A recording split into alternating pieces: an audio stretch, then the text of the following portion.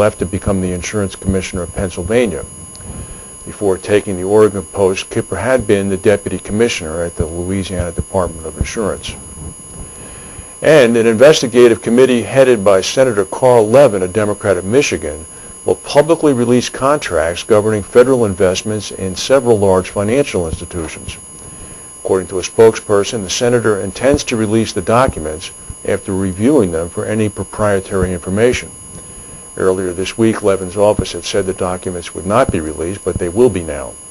Under threat of a subpoena from the Senate, the U.S. Treasury agreed to provide the senator with contracts related to the government investments in AIG, Bank of America, Bank of New York Mellon, Citigroup, Goldman Sachs, J.P. Morgan Chase, Merrill Lynch, Wells Fargo, and State Street Corporation.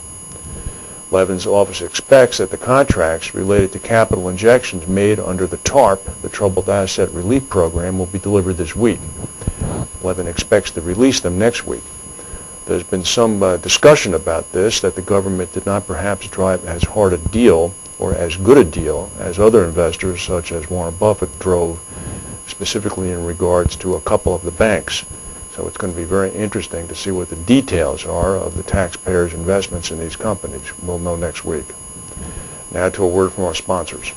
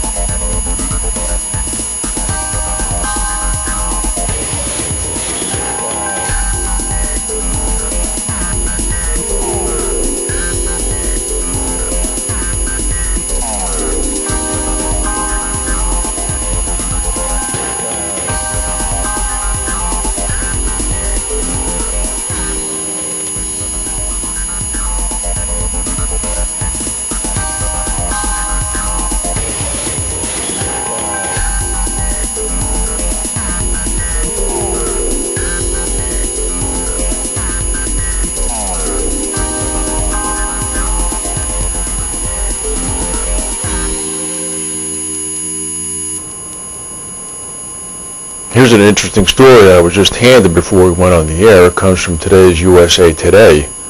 For the first time since the dawn of the jet age, 2 consecutive years have passed without a single airline passenger death on a United States carrier. No passengers died in accidents in 2007 and 2008, a period in which commercial airliners carried 1.5 billion passengers on scheduled airline flights. One major accident did occur during that time. That was the Continental crash last month in Denver. No one was killed. According to Arnold Barnett, a Massachusetts Institute of Technology professor who has written extensively about airline safety, this is a new record. He said, while it doesn't mean risk is non-existent, it certainly means the airlines have done a fantastic job at keeping all those threats at bay. Listen to this.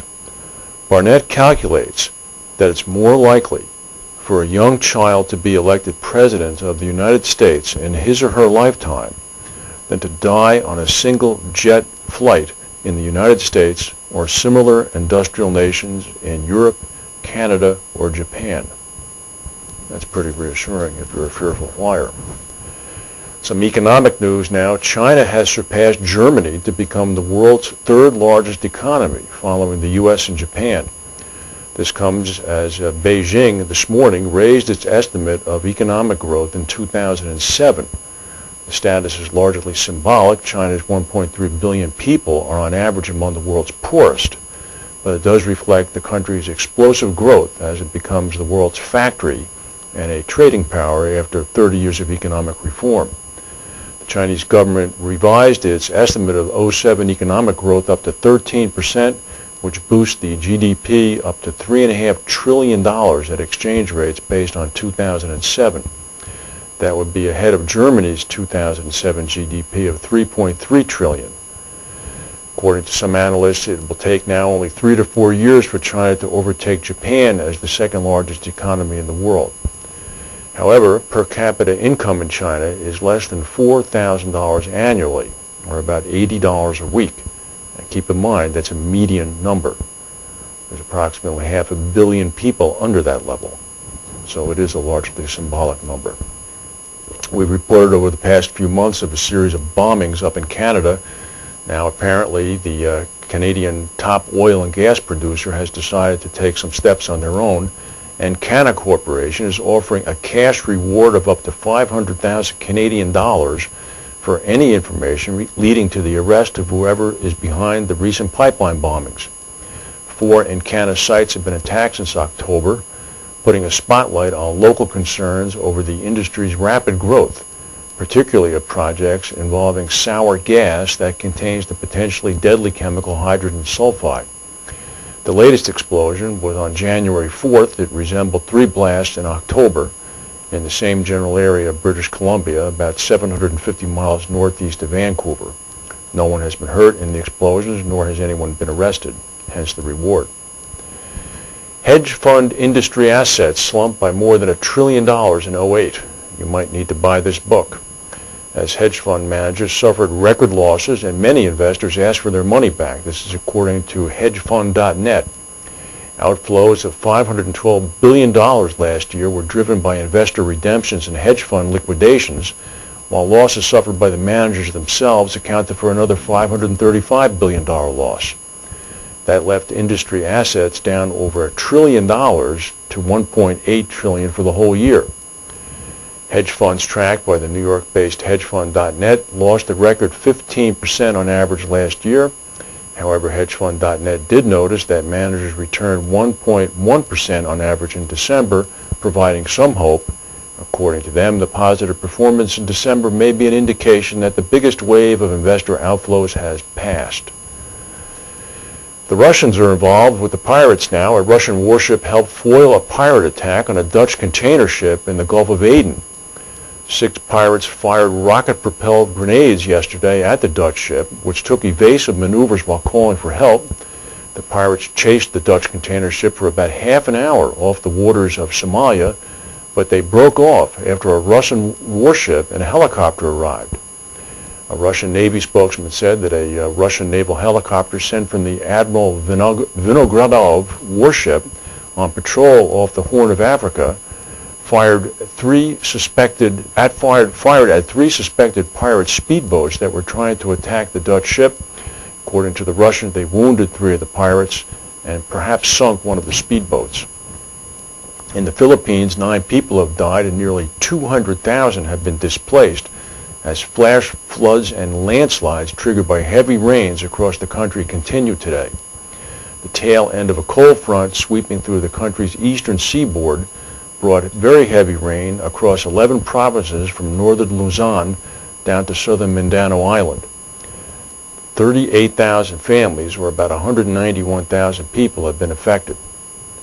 There's been bad weather in the Gulf of Mexico. Mexico's 3 oil export terminals on the Gulf Coast were shut down yesterday due to stormy seas. The 3 ports, Parajitos, Dos Bocos, and Cayo Arcas, handle nearly all of Mexico's 1.4 million barrels a day in exports. The state oil company Petróleos Mexicanos, or Pemex, often is forced to curtail oil production when export ports are shut down for an extended period because they don't have enough storage capacity. In Tokyo, a group of 2,200 Toyota managers has decided to purchase Toyota cars in an effort to help the Japanese company withstand the global economic crisis. The middle-level managers decided at a meeting last month to buy new Toyotas in their personal capacities by the end of March. The spokesman called it a voluntary effort, saying the company had played no role and wouldn't force the managers to follow through on the plan, the company said it does not necessarily mean